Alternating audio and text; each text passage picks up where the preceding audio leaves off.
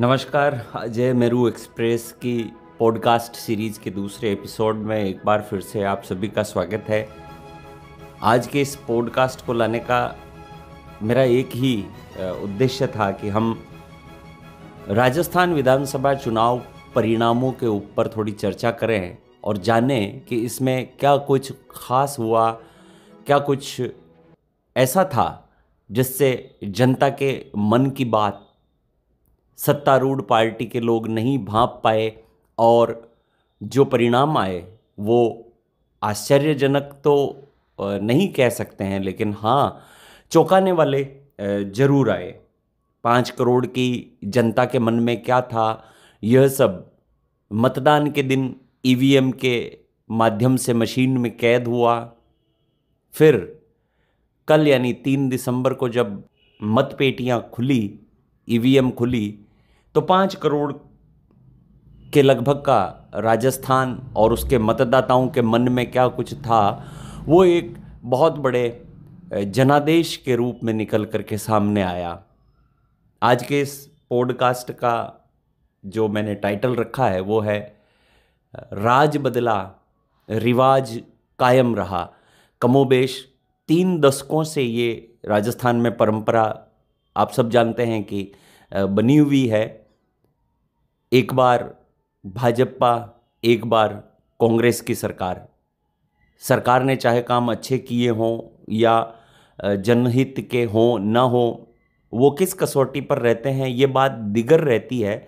लेकिन हाँ, एक बात जरूर इस चुनाव परिणाम से, इस जनादेश से निकल करके आती है कि ये राजस्थान है साहब, यहाँ रिवाजों का बहुत महत्व है और राज बदलने में भी राजस्थान की जनता रिवाज को कभी नहीं भूलती है। तो एक बार फिर से आप सभी का स्वागत है।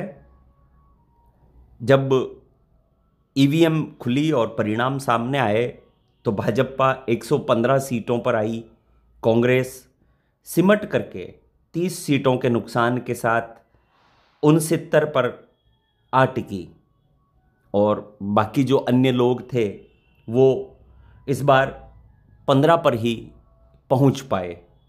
कुछ इस तरीके का परिणाम रहा और राजस्थान के साथ साथ आप सभी जानते हैं मध्य प्रदेश, छत्तीसगढ़, तेलंगाना, इन सभी राज्यों के चुनाव परिणाम भी कल ही आए थे, रविवार को। आज जब मैं पॉडकास्ट बना रहा हूं तो आपके पास सारी विस्तृत और व्यापक जानकारियां हैं। बात अगर अजमेर ज़िले की करेंगे तो 8 विधानसभा सीटों में ये एक चैलेंजिंग टिकट वितरण था, जिसके जरिए हम ये समझने की कोशिश करेंगे कि यहाँ क्या कुछ बदलाव हुआ। 8 सीटों की विधानसभा वाली अजमेर ज़िले की अगर आप बात करेंगे तो 7 सीटें भाजपा के खाते में गई और वहीं 1 सीट भाजपा से बगावत करके कांग्रेस का दामन थामने वाले इकलौते विकास चौधरी यहाँ से जीत दर्ज कर पाए। वैसे अजमेर ज़िले का इतिहास भी काफ़ी अच्छा बन गया। यहाँ 5 बार, 4 बार, 3 बार, 2 बार जीतने वाले विधायकों की भरमार हुई। तो वहीं पहली बार मसूदा विधानसभा से भाजपा के प्रत्याशी कानावत विजयी रहे और वो इस पूरी 8 विधानसभा में भाजपा के इकलौते विधायक हैं जो पहली बार विधायक बने हैं। वैसे कांग्रेस से जो विधायक बने हैं किशनगढ़ से, वो भी पहली बार ही विधायक बने हैं। इन सारे अनुभवों को अगर आप देखेंगे तो आपको समझ में आएगा कि ये सब कुछ जनता के मन में क्या था। कुर्सी मुझे छोड़ना नहीं चाहती है और बहुत सारी की इसमें बातें हैं, लेकिन हाँ एक बात ज़रूर निकल करके सामने आई कि जनता इस बार काफ़ी खामोशी के साथ अपनी सरकार को चुन गई। राजस्थान में 16वीं विधानसभा के लिए 25 नवंबर को जो है मतदान हुआ था। 1993 के बाद यह जो है 6ठी बार राजस्थान की जनता ने राज को बदल करके रिवाज को कायम रखा। कुछ इस तरीके की पटकथा है इसकी। 115 सीटों के साथ भाजपा को सत्ता मिली। भाजपा ने 42 सीटों का इजाफा किया। लेकिन इसी के बीच में बड़े दिग्गज भी जो है भाजपा के वो हार गए, जिनमें राजेंद्र राठौड़, पूर्व प्रदेशाध्यक्ष सतीश पूनिया, नरपत सिंह राजवी, रामलाल शर्मा जैसे बड़े चेहरे हैं। 4 सांसद इसमें जीते हैं। जहाँ तक मुझे जानकारी है 7 खड़े हुए थे, जिसमें से 4 जीते हैं और लगभग 4 जो है संतों ने भी इस बार विधायकी पर अपना भाग्य आजमाया था। और यही कुछ रहेगा कि इस बार भाजपा की ओर से 4 सांसद विधायक बनकर के सदन में दिखेंगे, तो 4 जो है संत भी भाजपाई खेमे से आपको नज़र आएंगे। आपसी झगड़ों के बीच में जो है जो राजनीतिक सियासत में काफ़ी चर्चित रहा गहलोत और पायलट का विवाद, इसके बीच में जो चुनावी बिसात बिछाई गहलोत ने, उसमें फ्रीबीज और गारंटियां ये सब केंद्रित रही। लेकिन कांग्रेस जो है 30 सीटों का इन सब के बीच में जो है नुकसान झेल कर 69 पर सिमट गई।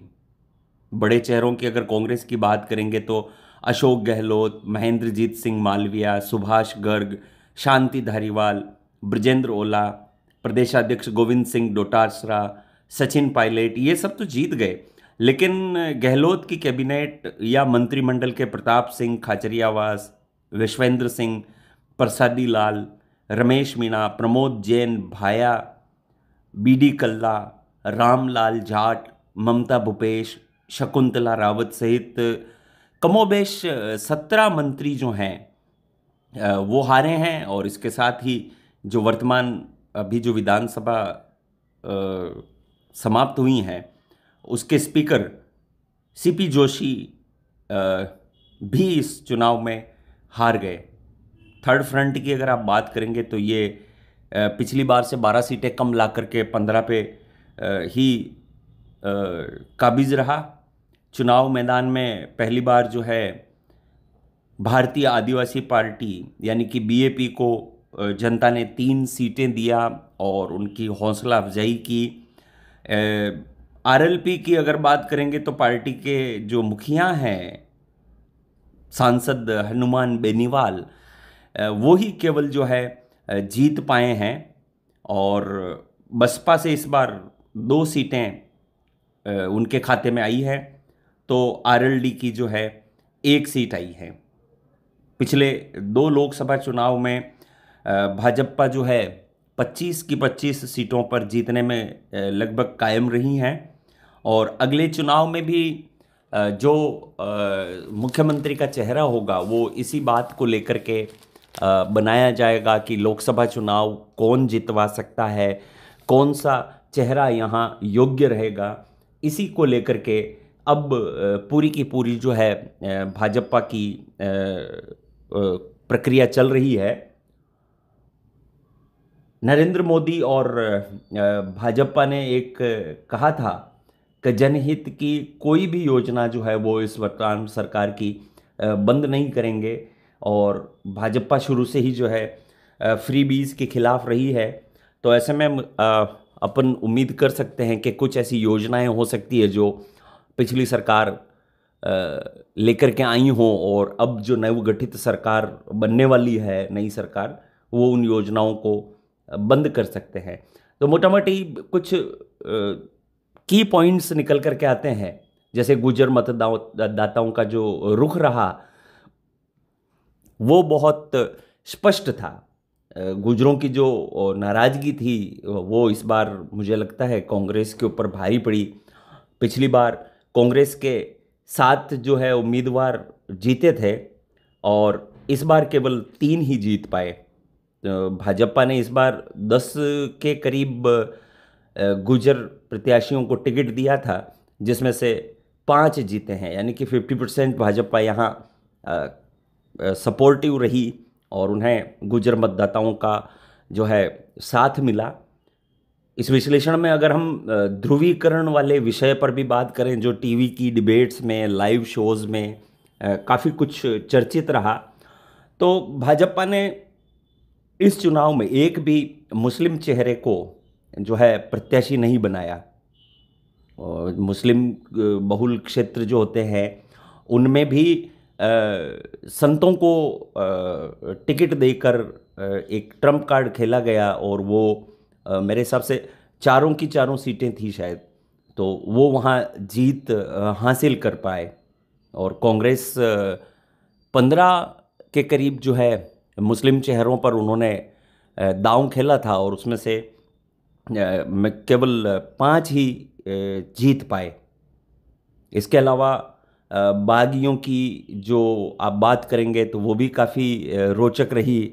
सब लोगों की निगाहें इसी पे टिकी हुई थी कि भाई बागी समीकरण बिगाड़ेंगे, बनाएंगे, लेकिन चुनाव जो परिणाम आए हैं उसको देखते हुए लगता है कि कमोबेश सारे के सारे ही बागी जो हैं वो बीजेपी के जीते हैं। तो यहाँ एक बीजेपी को सोचने वाली बात है कि शायद कहीं ना कहीं टिकट वितरण को लेकर के वो इन 8 प्रत्याशियों को नज़रअंदाज कर गए, या ऐसा कह सकते हैं अपन कि ये अंडर एस्टिमेट हुआ।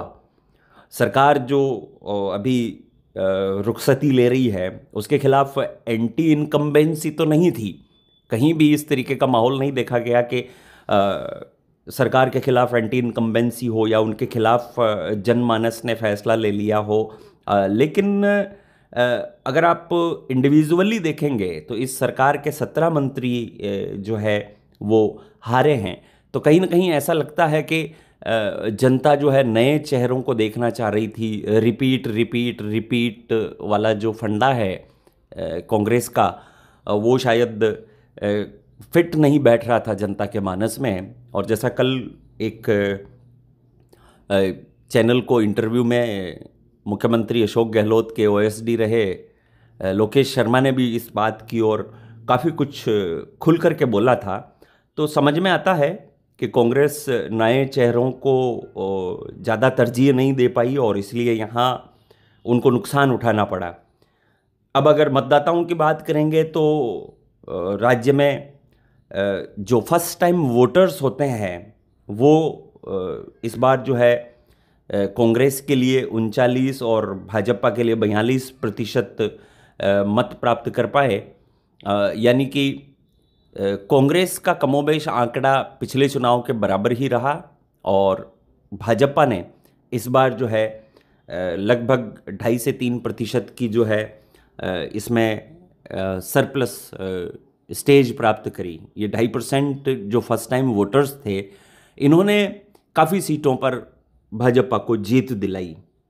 अब मोदी की सभाएं हों, चाहे चुनावी मुद्दे हों, जाति और क्षेत्र के रुझान हों, बहुत सारे के ऐसे फैक्टर्स हैं जिनके ऊपर अगर चर्चाएं की जाएंगी तो पॉडकास्ट काफ़ी लंबा हो जाएगा।